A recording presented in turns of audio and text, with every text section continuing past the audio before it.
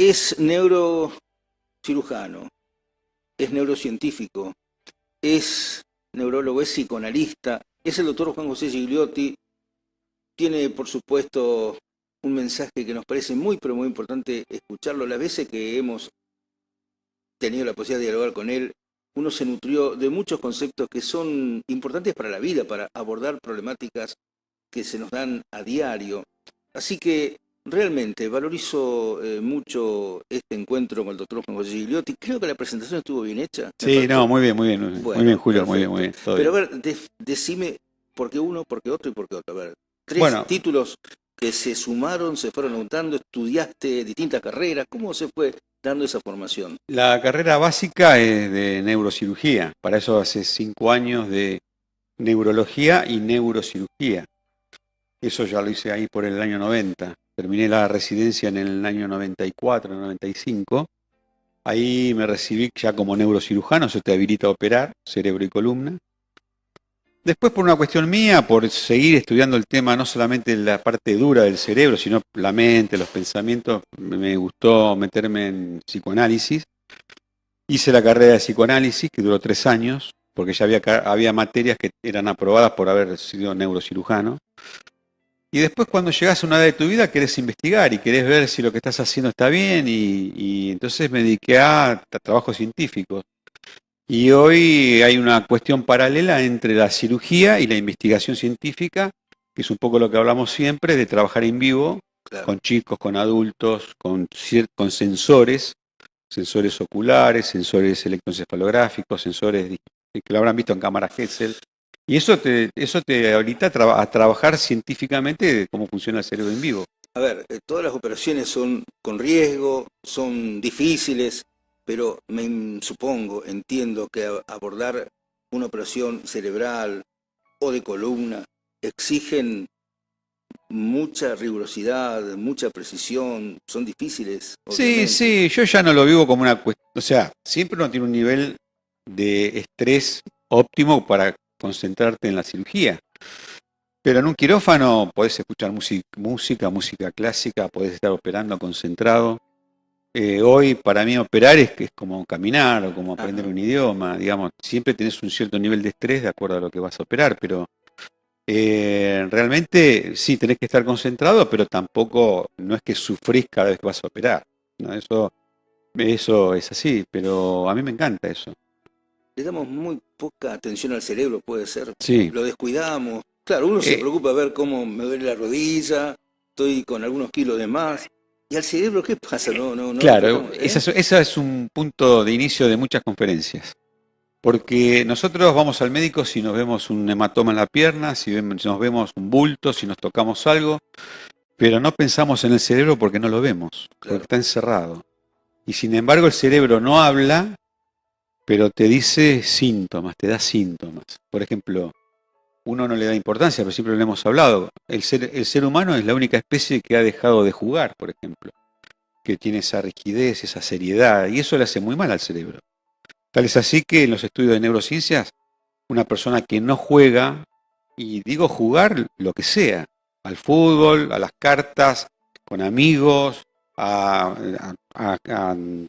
pintar, a dibujar, eh, tiene un promedio de vida entre 5 y 10 años menos. Ah, la pucha. Y se pierde y vos no te das cuenta.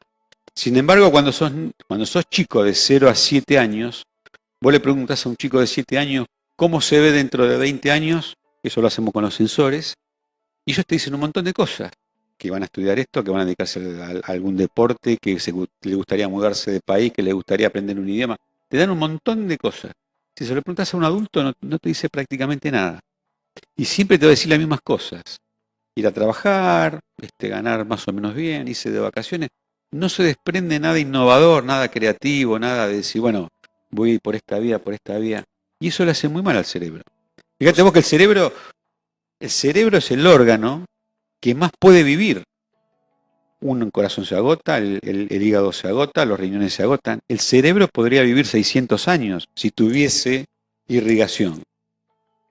Lo que pasa es que se muere. El cerebro te da calidad de vida y el corazón te da cantidad de vida. Y se entrena el cerebro porque uno no alcanza a vislumbrar eso, pero ¿cómo se plantea un entrenamiento de lo que es un ¿Del cerebro? cerebro? Hay varios ángulos. Primero tenés que ver si estás tratando con chicos de 0 a 7, 8, 9 años, eso es un grupo. Después tenés el grupo de 9 a 15, después tenés el grupo de 15 a 21, 22 y después por más arriba, con edades más avanzadas. Y lo vas entrenando si están en forma que no tienen ninguna enfermedad o con enfermedades, podés reentrenar lo que no ha sido entrenado o que ha sido mal entrenado. Y siempre está, eso se llama neuroplasticidad en neurociencias. Y la neuroplasticidad está presente desde que nacemos hasta que nos morimos. Porque todos los días van naciendo neuronas nuevas. Hasta el año pasado se hablaba de 1000. Ya este año y fines del año pasado se está hablando de 1400 neuronas por día que se van reproduciendo fundamentalmente de noche. Algunas van a reparar neuronas dañadas y otras van a reemplazar neuronas muertas. ¿Los contextos socioeconómicos, culturales, influyen, inciden? Sí, influye mucho. De movida, el cerebro mal nutrido entre los 0 y los 2 años, a los 10 años ese chico no puede hacer un cálculo matemático, no puede entender un texto, no puede interpretar lo que lee, porque ha sido mal nutrido. O sea que el contexto social influye y mucho. Lo que siempre hablamos, ¿no? Esto implica también que un docente tiene que abordar entonces distintas realidades al ver ese conjunto de alumnos a su cargo, ¿no? Sí, lo que pasa es que se le tira toda la pelota al docente, es un gran capítulo, esto se habla en el mundo, ¿no? Tal así que los congresos son con docentes. En realidad, cuando el chico ya a los 5 o 6 años ingresa a la escolaridad, te diría que ya es tarde para aprender cosas. Y cuando hablo de cosas, no digo de aprender a caminar, a hablar, a tener ciertos comportamientos. Hablo de la puntualidad, el respeto por el otro, trabajar con tu hermano, compartir, el concepto de belleza, el concepto de igualdad, el concepto de racismo. Todas esas cosas, hasta los 6 años están metidos ahí en el cerebro del chico. Y eso es responsabilidad de los padres. Y no hay otra. Si vos después querés dárselo a los docentes, ya los docentes tienen otra función, que se las toma porque, claro, es como una cosa que se te viene encima. Claro, no quiero entrar en un análisis sociológico porque es más complejo el desarrollo analítico, pero evidentemente hay factores que están hoy incidiendo y mucho, por ejemplo, los medios de comunicación, la carga publicitaria, los valores culturales que se están imprimiendo. Es decir, todo esto que estás planteando es también muy influyente. Claro, todo el cerebro recibe, no menos en este momento, ahora nosotros estamos recibiendo 600 estímulos. El cerebro lo está procesando. Lo que pasa es que, bueno, lo ves, vos no estás regulando la parte cardíaca, la digestión, la parte urinaria, cómo están tus articulaciones, los músculos, la atención, cómo está el ambiente. Si acá el cerebro está concentrado en esto, el 2% del cerebro está concentrado en esto y el resto está trabajando. Si ahora aparece un perro o aparece una serpiente, nos vamos todos volando de acá. El cerebro cambia el ángulo, pero está continuamente sacando cálculos, y todo influye. Por eso, ojo con lo que uno le presta atención, porque el cerebro va ahí, a donde uno le presta atención. Y esa es la manera de entrenarlo, el cerebro. Bueno, ahora estamos hablando también de un cerebro que funciona con la activación de neuronas. Sí. Y en ese punto, la otra vez me decías que uno puede tener 80, 90 años y seguir desarrollando neuronas. Sí, claro. ¿Es así? ¿Está estudiado? Claro. Eso está estudiado. Y los estudios que se hicieron en neurociencias es hasta los 90 años. Pero porque se hicieron hasta esa edad. Pero probablemente, si vos seguís analizando esas personas, siguen desarrollando neuronas. Lo que tiene que hacer es estar activo. Claro, el único que te pide el cerebro es que vos focalices en algo. El cerebro no puede aprender si vos no focalizás en algo. Si vos a los 90 años decidís aprender un idioma, lo podés aprender. Es más difícil que a los 2 o a los 8 o a los 10, claro que es más difícil. Pero lo podés hacer. Qué buen mensaje, ¿no? No, seguro. La verdad que es importantísimo lo que decís. Seguro. Porque muchos se jubilan antes de tiempo, entonces. O hacen jubilar el cerebro antes de tiempo. Sí, y bueno, eso se llama el autoengaño, negar, esto no existe, esto no está. Y negar una parte no significa que no esté. Vos tenemos básicamente dos cerebros. El hemisferio izquierdo, que es el más lógico, el más duro, el más escéptico, el cerebro que no cree en nada y cuestiona todo. Y por otro lado, tenés el cerebro derecho, que es creativo, que es innovador, que es emocional y que cree en todo, y entonces tenés esos dos cerebros dando vuelta. Y en unos predomina uno y en otros predomina otro. Y en realidad tendrían que trabajar los dos juntos.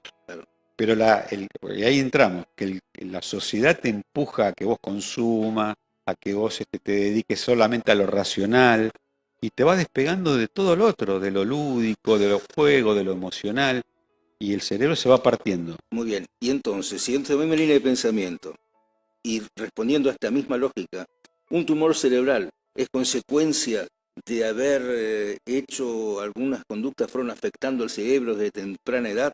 Hay una evolución a partir, por ejemplo, de haber tenido alguna conducta negativa, un estrés negativo. ¿Por qué se generan los tumores cerebrales? Bueno, eso no se sabe, eso no se sabe. Lo que sí se sabe es que una persona es como tres patas. El cerebro, que uno podría hablar de la mente, como cerebro, como que produce. El cerebro trabaja con el cuerpo y también trabaja con otra pata que es la espiritualidad. La espiritualidad no es religión. O sea, vos podés ser musulmán, podés ser judío, podés ser cristiano, lo que sea. La espiritualidad significa tu estado de ánimo, tu estado de serenidad. Digamos, para las neurociencias, la felicidad no es reírse todo el día, contar chiste y broma. La felicidad es tener un grado de serenidad, y esa serenidad muchas veces te la puede dar que vos creas en algo, en alguien, en un sacerdote, en un amigo, en un hermano, en un primo, en el profesor de básquet. Esa espiritualidad es la serenidad que te la da alguien. Después está cómo trabaja tu cerebro en base a eso, y tu cerebro coordina con el cuerpo. Y a su vez el cuerpo le manda señales al cerebro y el cerebro a la espiritualidad. Entonces, contestando tu pregunta, muchas cosas que uno reprime, muchas cosas que uno niega, muchas cosas que uno dice esto no existe y en realidad existe, puede con el tiempo transformarse en una enfermedad, o en el cerebro, o en los órganos. Se ha visto, por ejemplo, úlcera digestiva, lo más clásico, colon irritable, lo más clásico, cefalea, lo más clásico, y hasta ciertos tipos de tumores. Eso es justamente por el estrés que uno cree que está negado, pero está guardado en el cerebro. ¿No hay anuncios previos o están los dolores de cabeza, están los malestares que van indicando hay problemáticas? Hay avisos previos. Cuando vos haces psicoanálisis, ahí viene el psicoanálisis. Generalmente hay avisos previos. Lo que pasa es que uno no quiere cambiar. No quiere, como te lo digo así, no quiere cambiar. Solamente una de cada 3 personas ve el problema y lo quiere cambiar. Eso ya antes se hablaba del coeficiente intelectual, y eso ya no existe más. Después se habló de la inteligencia al cambio, que es lo que se está trabajando ahora. ¿Quién puede cambiar viendo el problema? Uno se aísla, deja de tener amigos y cree que es normal eso. La pregunta es, ¿cuándo dejaste esa conducta? ¿Cuándo te convertiste en esa persona que venía teniendo amigos imaginarios, jugando en los recreos, compartiendo, empatizando, como dijo la licenciada Carolina recién, trabajando en grupo? ¿Cuándo dejas de hacer eso? Hay un punto. El psicoanálisis lo que te lleva es a buscar ese punto, no te va a dar la solución. Pero el tema es que si vos no tenés esa posibilidad de cambio, vos podés no cambiar, elegir no cambiar, pero sabés que podés quedarte en el camino, como las empresas. Las empresas también, muchas que no vieron los cambios, han desaparecido. Yo te pregunto, la palabra Kodak sonó en todo el mundo, Sí. ¿y ahora dónde está? Sí, Porque, sí. ¿y quién le ganó a Kodak? 13 adolescentes en un edificio en Estados Unidos con Instagram. Claro, Y pensé que en bueno, algún momento Kodak había logrado la maquinita instantánea, ¿no? Ahí había claro, estado a tono con las exigencias, pero se quedó. pero no vio lo digital, lo que se Claro, venía. claro. Y todo así. Blockbuster, ¿quién lo reemplazó? Netflix. Pero lo podía haber hecho Blockbuster. Claro. Y yo te puedo decir un montón de empresas que han desaparecido, pero son ejemplos de cómo las personas también van desapareciendo y no se dan cuenta. Y te pregunto, ¿se puede cambiar en cualquier momento? Sí, O ya El que no cambió a medida No, de la no. edad ya está. Bueno, eso es lo que te dicen. Y a mi edad, a mi edad, a mi edad. ¿Y a tu edad qué? A tu edad, no sé. Bueno, cuando uno juega al fútbol a los 70 años, te vas diciendo, ¿y a qué juega? Claro, bueno, vas a querer jugar como un chico de 20. Por supuesto que no. Pero nadie te pide que juegue como uno de 20. Pero lo que pasa es que vos te saboteás de decir, y yo no puedo hacer esto, no puedo hacer lo otro. Y donde vos te dijiste ese diálogo, Claro. tu cerebro se lo cree. Siempre hablamos que el cerebro no distingue real de imaginario. Vos ves una película que te da terror y tu cerebro cree que estás ahí. Cuando tu jugador patea el penal, vos movés con la pierna. Y eso se llama neuronas en espejo.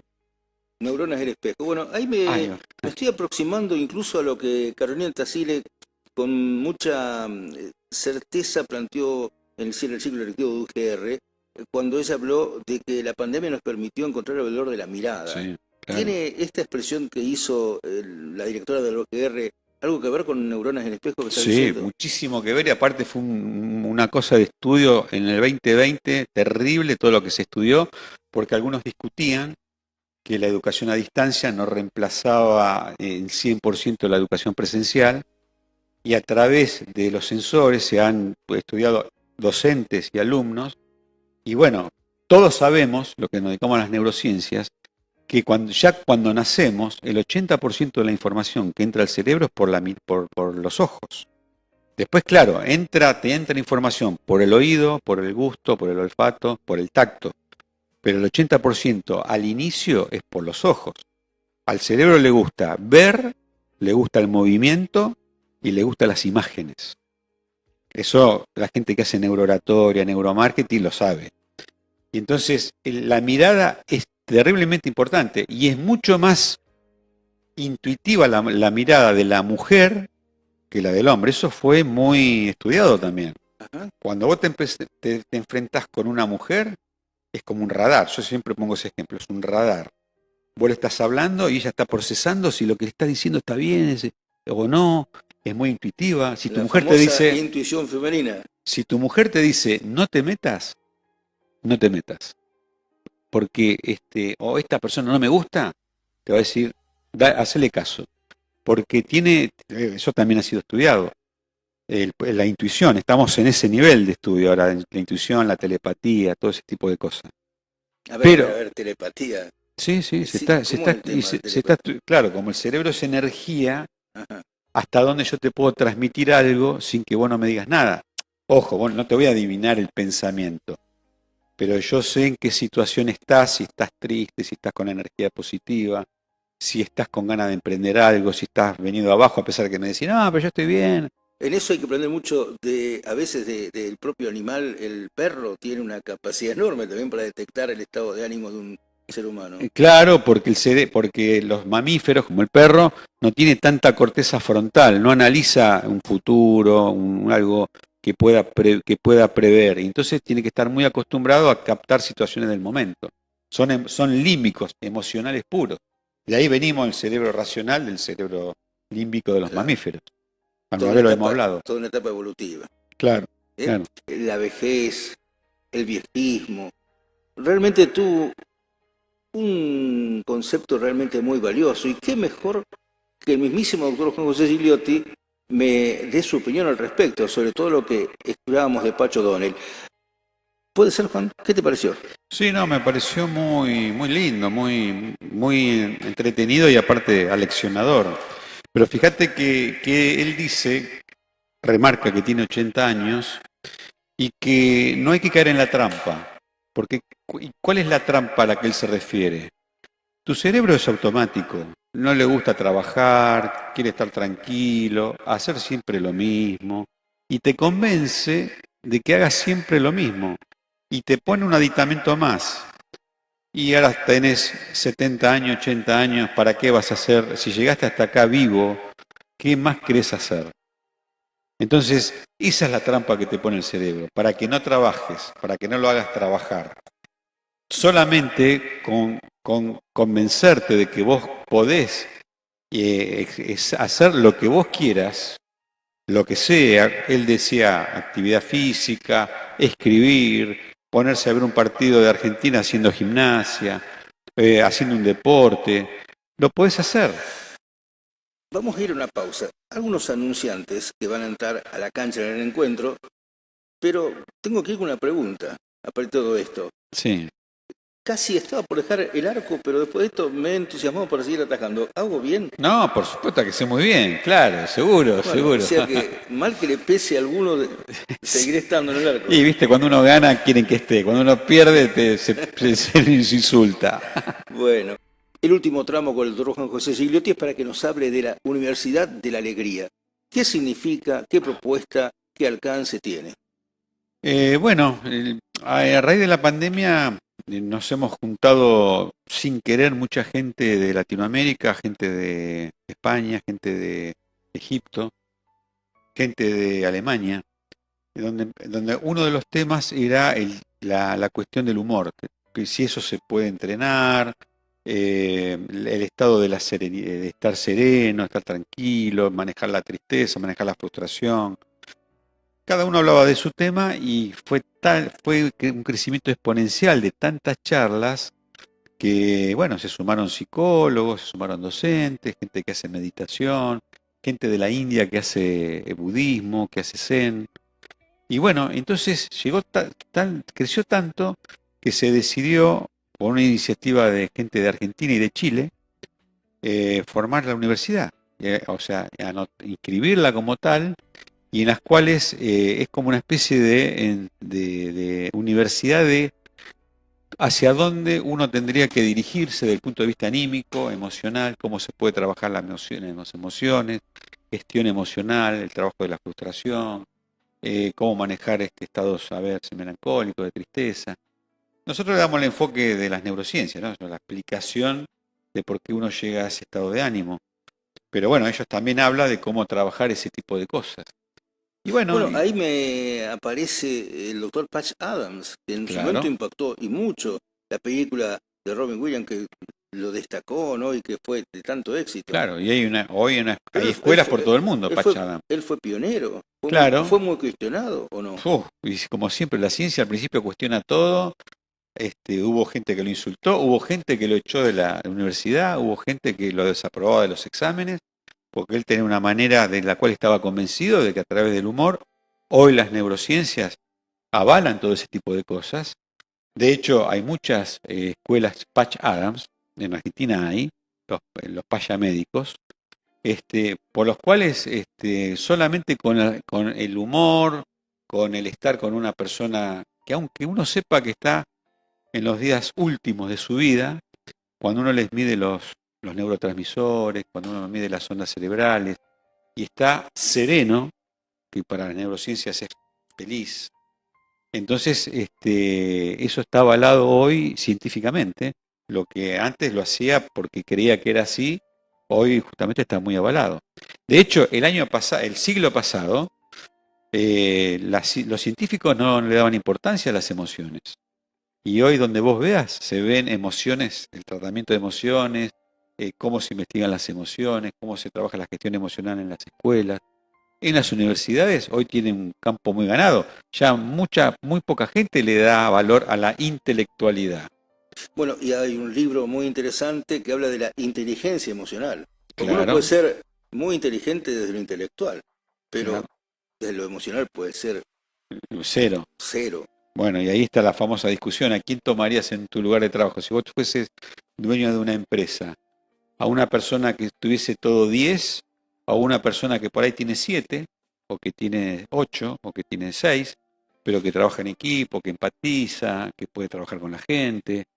Y cuando vos lo preguntás eso en un auditorio grande, te contestan que prefieren a la gente de 6, 7 y que empatice, y no a la gente que se cree soberbia y que porque tiene 10 tiene el mundo ganado. Y más, es al revés, ¿no?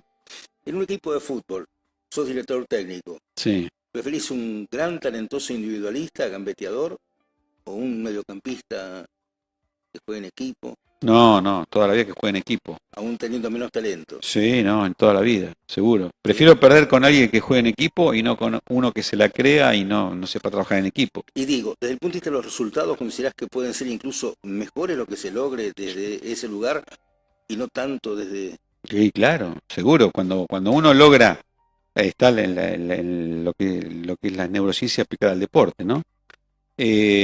Cuando uno logra que el que va a salir a la cancha, porque es difícil entrar a una cancha con un montón de gente gritando, o a veces insultando, a veces alentando.